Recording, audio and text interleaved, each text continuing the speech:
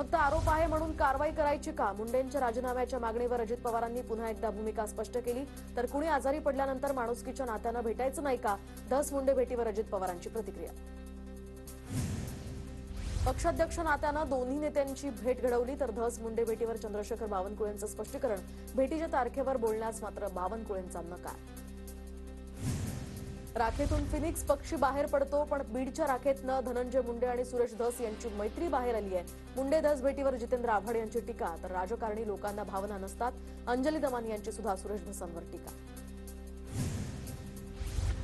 बावनकुळे धस मुंडे भेटीमध्ये माझ्या विरोधात षडयंत्र रचल्याची माहिती. जरांगेंचं वक्तव्य. तर गुप्त भेट बाहेर समजल्यामुळे धसांच्या डोळ्यात पाणी. जरांगेंची टीका. सुरेश धस आणि धनंजय मुंडेंची मतभेदावर चर्चा झाली. माझ्यासमोर कोणतीही तडजोड करण्याची चर्चा नव्हती. त्यांच्या भेटीला 27 ते 28 दिवस झाले असतील. मुंडे धस भेटीवर चंद्रशेखर बावनकुळेंची प्रतिक्रिया.